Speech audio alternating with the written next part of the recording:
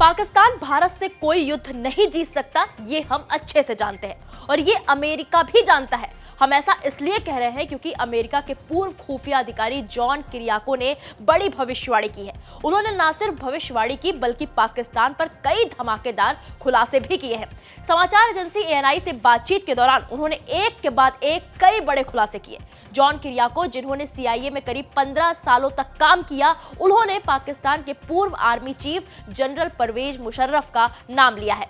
उन्होंने खुलासा करते हुए कहा कि जनरल मुशर्रफ ने ही पाकिस्तान का परमाणु बम अमेरिका के हवाले कर दिया था।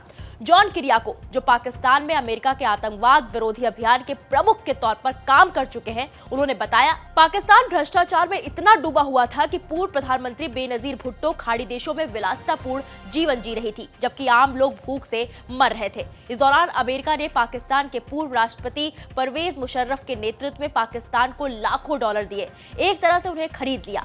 पाकिस्तानी सरकार के साथ हमारे संबंध बहुत अच्छे थे। उस समय जनरल परवेज मुशर्रफ थे। अमेरिका तानाशाहों के साथ काम करना पसंद करता है क्योंकि तब आपको जनमत की चिंता नहीं करनी पड़ती और ना ही मीडिया की। इसलिए हमने मुशर्रफ को खरीद लिया। मुशर्रफ ने अमेरिका को जो चाहे करने दिया। किरियाको ने दावा किया कि हमने लाखों करोड़ों डॉलर की सहायता दी, चाहे वो सैन्य सहायता हो या आर्थिक विकास सहायता। हम मुशर्रफ से नियमित रूप से हफ्ते में कई बार मिलते थे। असल में वो हमें जो चाहे करने देते थे। हाँ, लेकिन मुशर्रफ को अपने लोग भी थे जिनसे उन्हें निपटना पड़ता था। मुशर्रफ ने सिर्फ सेना को खुश रखा और भारत के खिलाफ आतंकवादी गतिविधियां करते हुए आतंकवाद रोधी अभियानों में अमेरिका का साथ देने का दिखावा किया।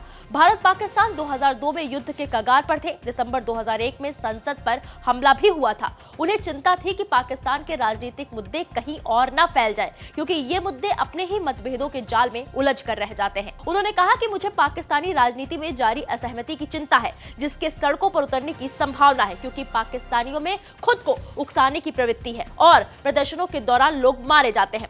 राजनीतिक हस्तियों पर हमले होते हैं और उनकी हत्याएं होती हैं और देश अपने परिवर्तनकारी नेताओं द्वारा सकारात्मक निर्णय लेने के लिए नहीं जाना जाता है। साथ ही 2008 के मुंबई हमलों पर विचार करते हुए किरियाको ने कहा कि मुझे नहीं लगता है कि ये अलकायदा है, मुझे लगता है कि ये पाकिस्तान समर्थित कश्मीरी समूह है। और यही बात साबित हुई। असल बात ये थी कि पाकिस्तान भारत में आतंकवाद फैला रहा था और किसी ने कुछ नहीं किया। अमेरिका ने पाकिस्तान के खिलाफ कार्रवाई क्यों नहीं की? इस सवाल के जवाब में किरियाको ने कहा, ये व्हाइट हाउस में लिया गया फैसला था। ये रिश्ता भारत पाकिस्तान से कहीं बड़ा है। उस समय हमें पाकिस्तानियों की जरूरत उनसे ज्यादा थी जितनी उन्हें हमारी थी। अमेरिका सऊदी संबंधों पर उन्होंने कहा, सऊदी अरब में हमारी विदेश नीति वास्तव में उतनी ही सरल है जितने की हम उनका तेल खरीदते हैं और वो हमारे हथियार खरीदते हैं। उन्होंने बताया कि एक सऊदी गार्ड ने उनसे कहा था कि तुम किराए के नौकर हो, हमने तुम्हें यहाँ आने और हमारी रक्षा करने के लिए पैसे दिए हैं, हम दोस्त नहीं हैं। उन्होंने सऊदी अरब के पाकिस्तान के साथ संबंधों के बारे में भी बात की और कहा कि लगभग पूरी सऊदी सेना पाकिस्तानी है। जमीन पर सऊदी अरब की रक्षा पाकिस्तानी ही करते हैं। पाकिस्तान को यह समझना चाहिए कि भारत के साथ युद्ध में उसके लिए कुछ भी सकारात्मक नहीं है। उन्होंने कहा, पाकिस्तान भारत से कोई भी पारंपरिक युद्ध नहीं जीत सकता। भारत ने कहा है कि वो पाकिस्तान के परमाणु ब्लैकमेल को बर्दाश्त नहीं करेगा और किसी भी आतंकवादी हमले का निर्णायक जवाब देगा।